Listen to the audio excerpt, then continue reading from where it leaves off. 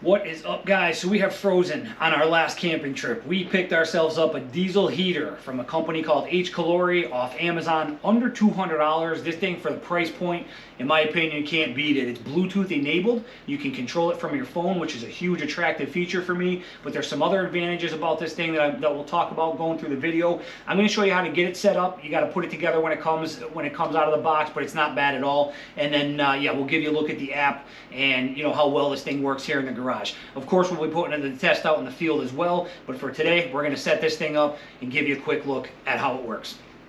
So here's what we got. It's a briefcase style diesel heater. Some advantages of this type of heater when I did some research on these things before I decided to go with this one. I will go over as we go throughout the video. There are definitely a couple advantages of this style. So everything is contained in here, your heater, basically everything is in this box. This is your gas tank. This is the only thing that's going to be external. It's going to be mounted on the back, which I'll show you that.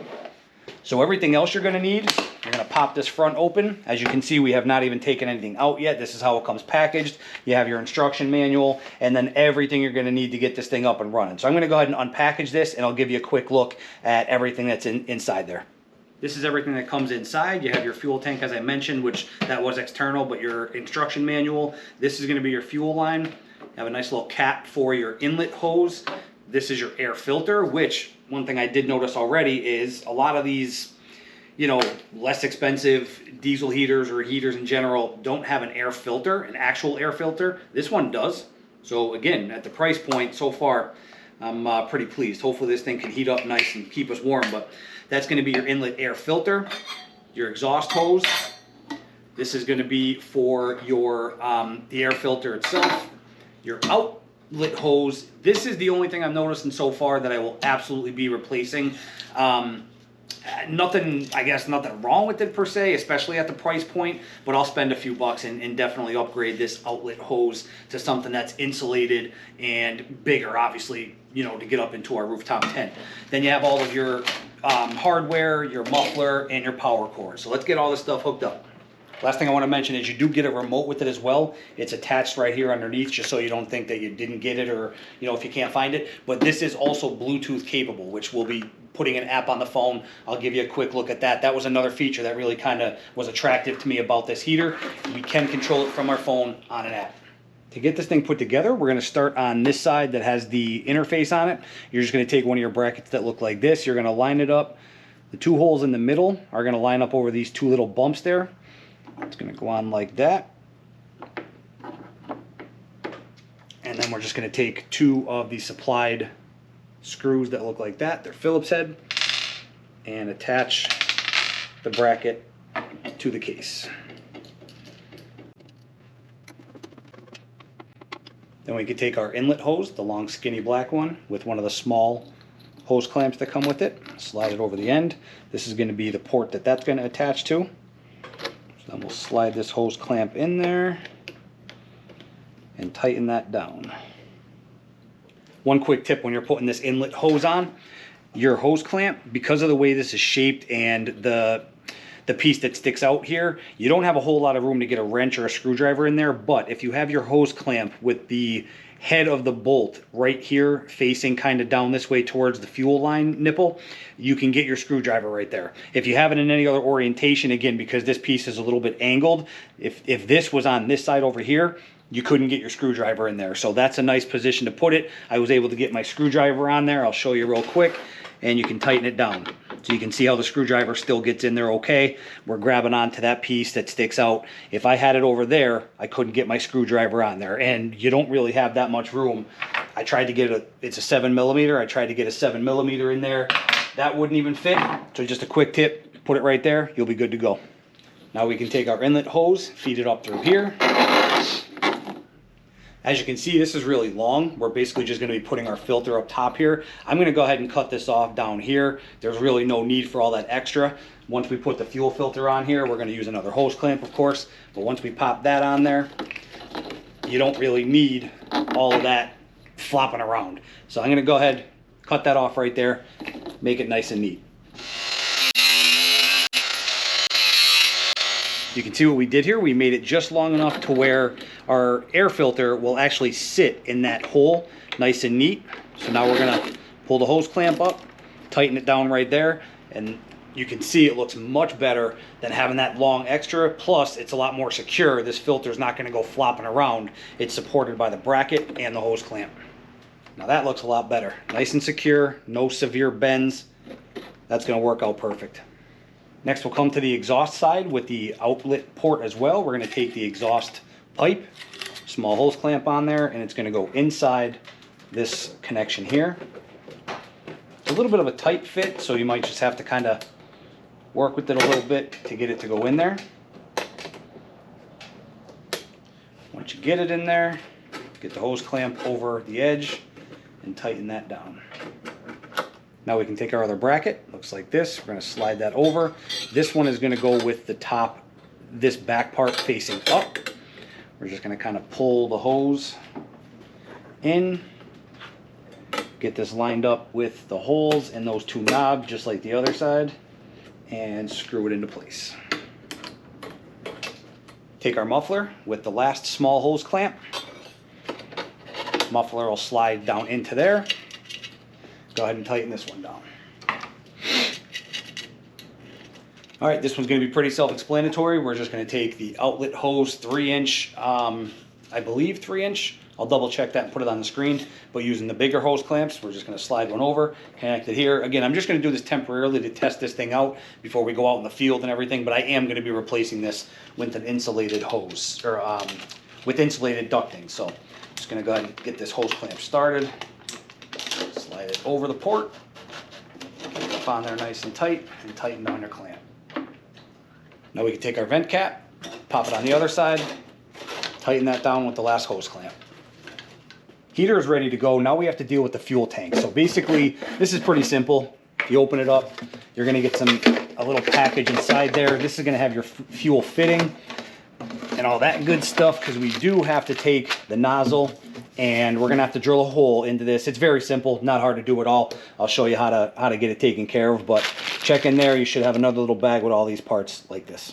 So basically, we need to get this threaded nozzle down inside there and pop the nipple end out the bottom here. Now we're going to have to drill a hole. You can drill a hole on the bottom flat side. I'm going to do mine right here, because that way it's going to be, when you're looking at the fuel container, you can see this is how it's going to mount to the box. You're going to take 2 bolts, which I'll show you, and it's going to mount to the box by the 2 bolts going through there, mounting it to the side of the heater. You're going to want to drill your hole and put your fuel line. If you're looking at it, the bottom left-hand corner, you can do it on the slant, on the side, or on the bottom, on the side, wherever you want. I recommend, I'm going to do mine on the slanted part, but you can do it down here as well, whatever's easier for you. But basically, we need to take threaded nipple, get it down in there, pop the nipple side out, and that's what we're going to connect our fuel line to.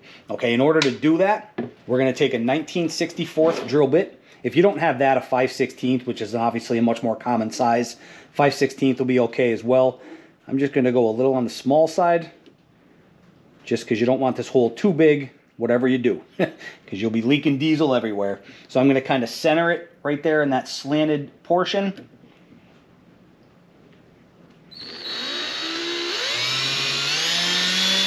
Then you want to take your knife or whatever you have and just try to clean up these edges.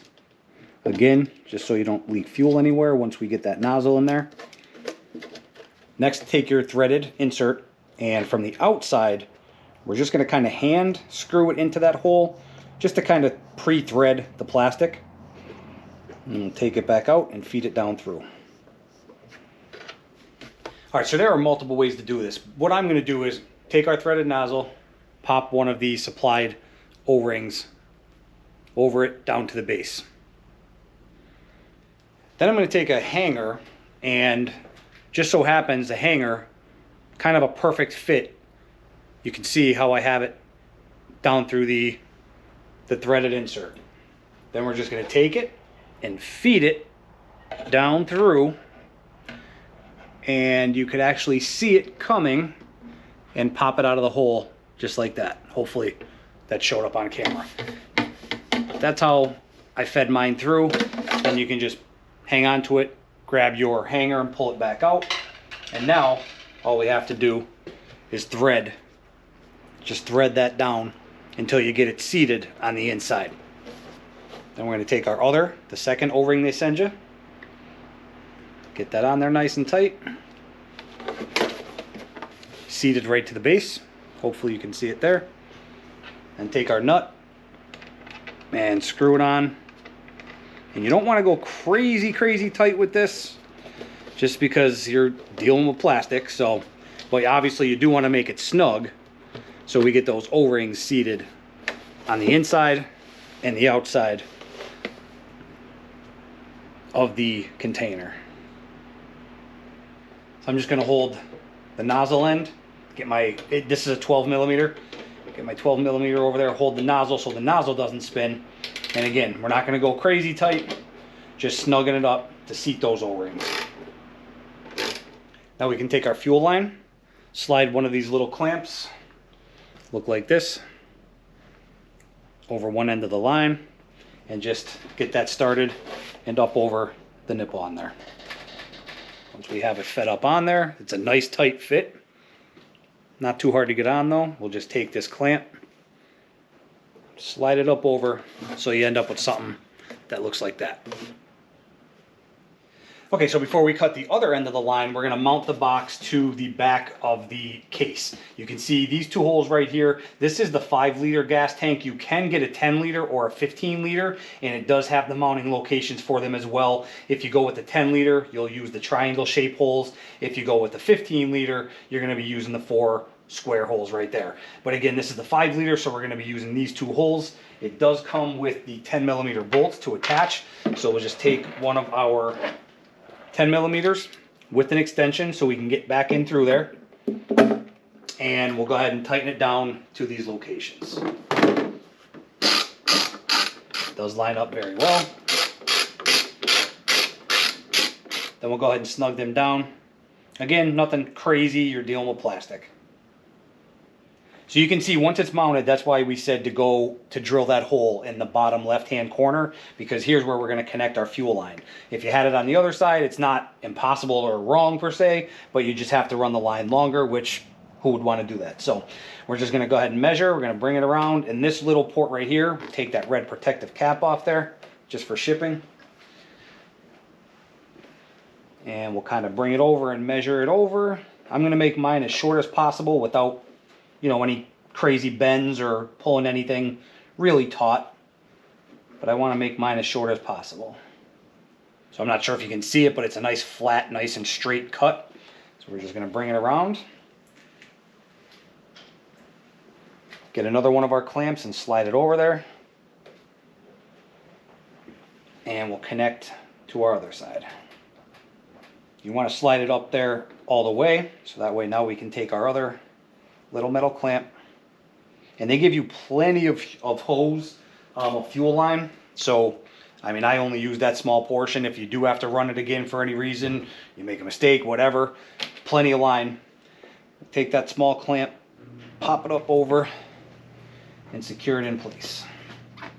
So all that's left to do is hook this thing up to power before we throw diesel in it and fire it up. So this is the harness that it comes with. There are 3 different ways you can power this thing. You can obviously run it directly to a battery. You could cut these off and put a 12 volt port on it, like a cigarette lighter port, or you can actually run this to, I believe it's 220 AC as well. I'm not exactly sure how we're going to permanently hook it up to the truck, so just for today, for testing purposes, all I'm going to do is we're going to use one of my extra lithium batteries to test this thing out, and then, you know, I'll do a follow-up down the road once we have this thing out in the wild for a weekend, and I'll show you exactly what I'm going to do. So I'm just going to cut their 2 connections off there, and the only reason I'm doing that is because these will not slide over the lugs on my battery. They're too small. Go ahead and strip some wire back, and then we'll take the correct size ring terminals that will go over the studs on the battery, and we're just going to connect these again just for testing, make sure this thing's working all right. So now we have our own connections on there that will fit over the battery terminals on our lithium battery. So now we'll take this end of the power cord, plug it into the power port on the box. We'll take the other ends and connect them to our testing battery. The positive is fused already. 20 amp fuse in there. So we can just go ahead and connect our positive and negative. And while I'm doing this, I did download the app already on my phone. Obviously, I haven't done anything with it. We don't even have gas in this thing yet, but I'll put a picture on the screen of the app. Let's go ahead and peel the protector off the screen. And before we turn this thing on for the first time, let's go ahead and put a little fuel in it. I'm not sure exactly what's going to happen when we turn this thing on. I don't know if the fuel pump is going to automatically try to prime or anything since it's the first time. So I am going to put a little bit of diesel in here first before we even hit the power button and turn this on. This will also be a good time to check real quick and make sure our fitting isn't leaking at all before we even turn it on, which it's not. It looks perfect. You can see the fuel's already starting to kind of come down the line a little bit. All right, guys, I have a confession. I fired this thing up for the first time thinking the camera was on, and it wasn't. I went through my whole showing you the initial startup and everything. Literally, probably, it was a few minutes worth of shooting, going over things, and realized the camera was not on. So I'm going to show you again, but unfortunately, you're not going to see the initial startup, and there is just a slight difference, which I'll show you. It's nothing major, but I just wanted to mention it, and you guys know I'm always honest with you on the channel. This is not going to be the first time it's fired up because I screwed up with the camera. So basically, all you got to do, let me get my phone back out because I'll show you the app while we're doing this. All right, I'm screen recording on my phone, so you'll get to see what I'm pushing and everything as we're showing you on the unit itself. So literally all I did was you're just going to turn it on by hitting the on button, the power button right there. You'll hear it say start heating. You can turn that voice on or off. Now in the app, again, I'll put it on the screen. I'm screen recording for you. It says ignition. The only difference that you're not going to see this time is the first, when I did it the first time, when I thought the camera was on, it took maybe 4, 5, 6 minutes for it'll automatically start to prime. You'll hear after a minute or two, you'll hear the fuel pump start clicking, and you will hear that. I'll show you what I mean. Once you hear that clicking, you'll see the fuel start to run down the line, and it'll kind of prime all inside up and through that filter that I showed you. And you know, that's what took it a little bit longer the first time. The other difference is the first time you fire this up, you'll get some exhaust coming out of here. It was a little bit of black smoke, which that's normal. It's the first time I fired it up. So I do have my garage doors open. You want to be in a ventilated area, that first time especially, because you will get some blow off there. So just make sure you're ventilated. So on the app, you can see it says ignition right now. It's kind of just doing its initial startup and everything. So we'll let that do its thing. It should only take a couple minutes. Again, that first startup will take a little bit longer, but for me, it's only going to take a minute or two here. So we'll let it kind of get fired up. Okay. I don't know if you can hear that clicking, but that's the fuel pump. So you will hear that the first time you fire it up. And then you'll actually be able to watch the fuel come down the line. Mine's already primed because, again, this isn't the first time it's fired up. Once it starts doing that, you'll see that black smoke coming out. You're not going to see it this time. You're only going to get that the initial startup.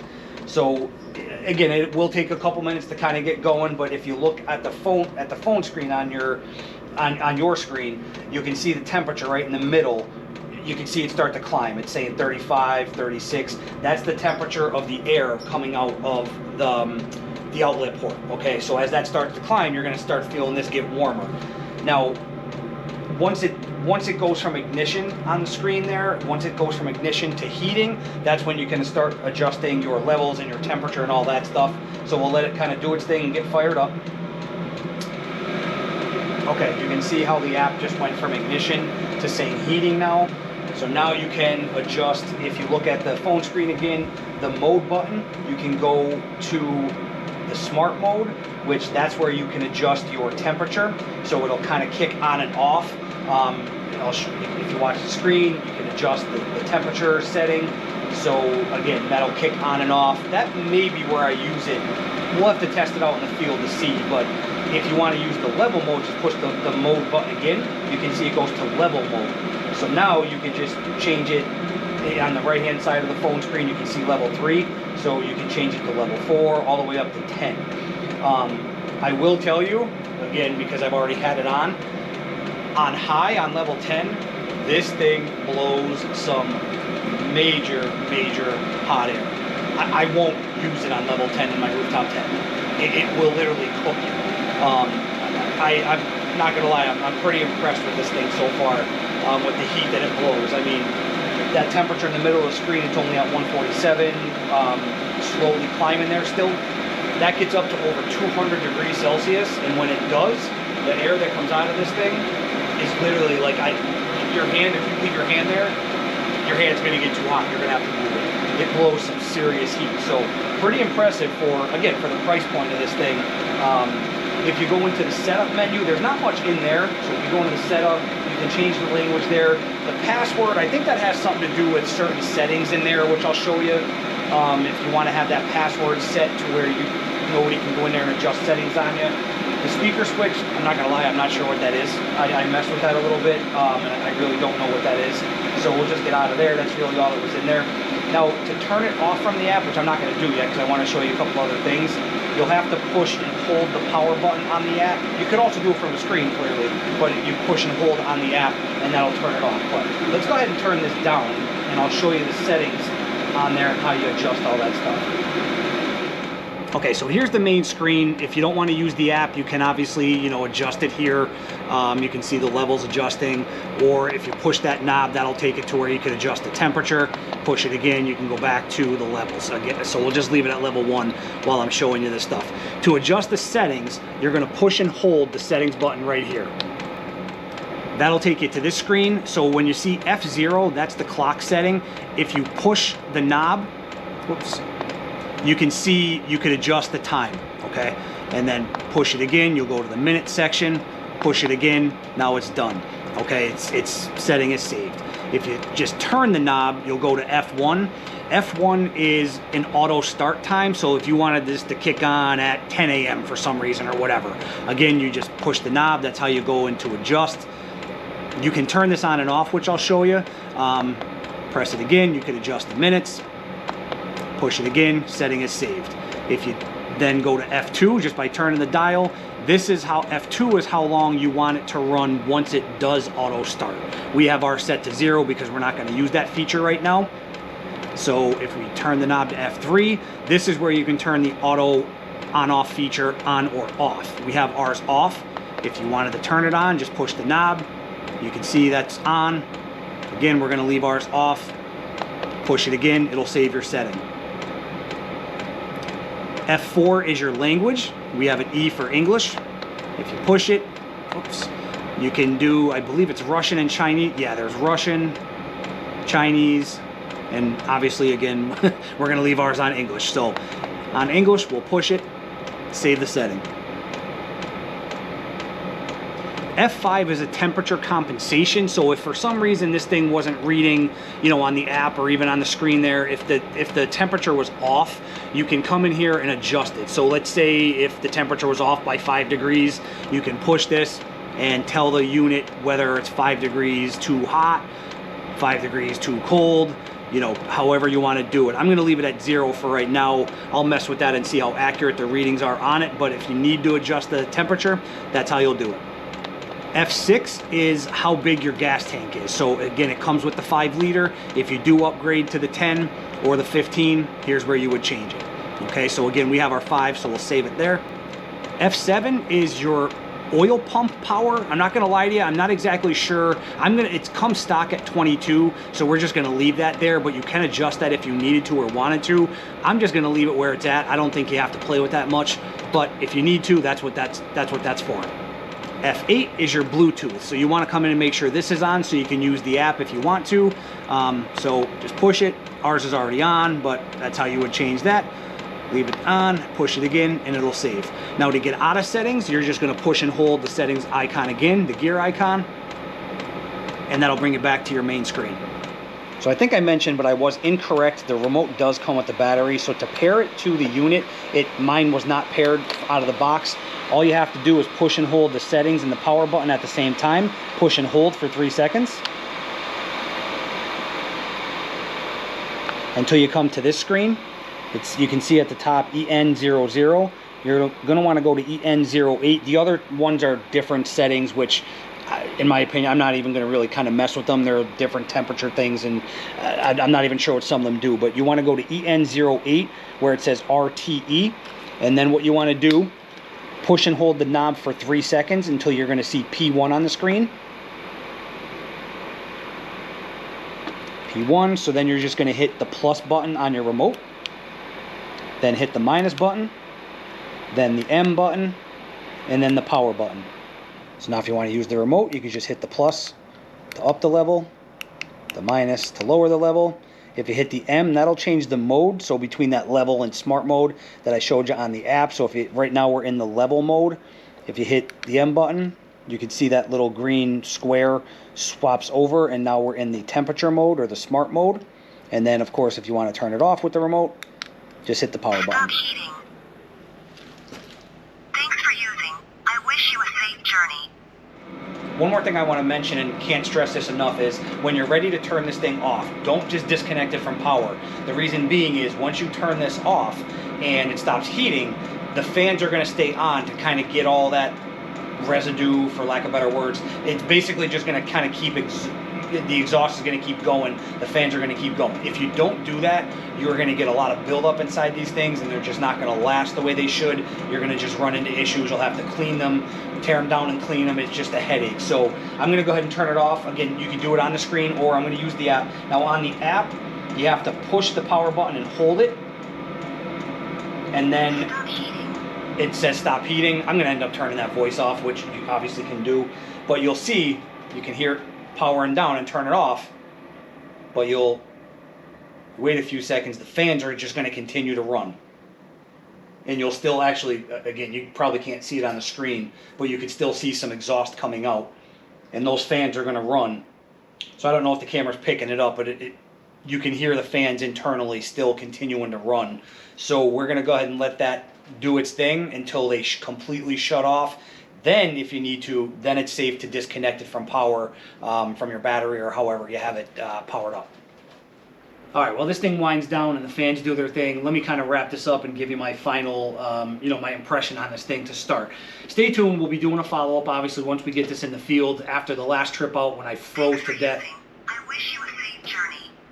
There you go. That's the voice I was talking about. So now it's totally done. The fans will shut off. Now it'll be safe to disconnect it from power. But as I was saying, my final thoughts on this thing, we'll see once we get it into the field. You know, my only question at this point is longevity. How long will it last?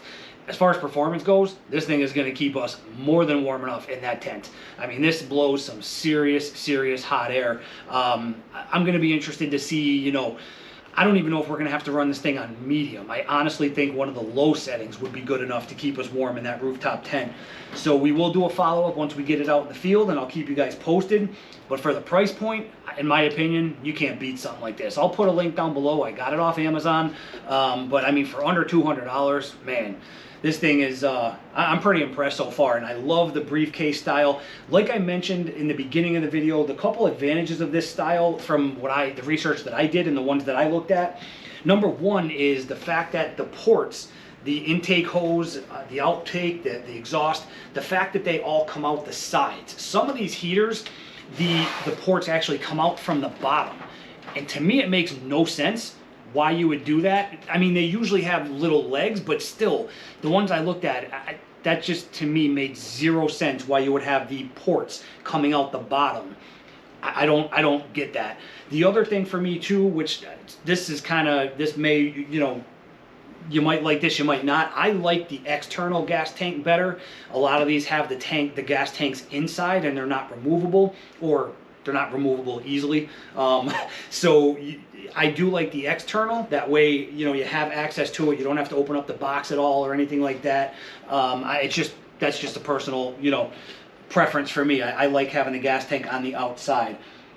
The other thing I like is just the portability of this thing. I love the fact that it's just kind of all encased in this one housing, and it's like a little briefcase. Literally just grab the handle, pick it up, and go. I'm not sure the exact weight on this thing, but it's not that heavy at all. Now, once I fill the fuel tank up, it'll obviously add a little bit of weight to it, but it's only a 5-liter tank, so it's not going to add all that much. But I just love the whole package, how it comes like this, and how easy it is to just grab and go. That's going to be real convenient, because obviously this is not something we're going to need year-round when we're camping, only going to be in the cold weather. I just love the fact of how portable it is. You know, Definitely a pro in my opinion. You could just grab that handle, take off, and you're ready to rock. All right, guys, there you have it. HCALORY diesel heater with the 5-liter tank on the back. I'm pretty impressed with this thing. You know, I can't say enough good things about it. I do wish the outlet port was a little bit better, but that's not a big deal. I mean, for under $200, you can't beat it. I'm going to spend a few extra bucks and upgrade that port for the outlet. Other than that, I have no complaints with this thing whatsoever. It's built very solidly. And again, at the price point, I really don't think you can beat this thing. So we are not going to freeze in the truck or in the rooftop tent anymore when we're out there camping. So stay tuned for the follow-up. We'll get this thing out in the field and I'll share with you guys how it does out there. So only question at this point is longevity. How long will it last? Other than that, very impressed with it. So I'll put a link down below. Grab one if you want it. If you're out there camping in cold weather, definitely recommend it. Hopefully that helps you guys out. If you have any questions, comments, or concerns, drop them down below. As always, we'll get them addressed for you. Thanks for watching. We'll see you on the next one.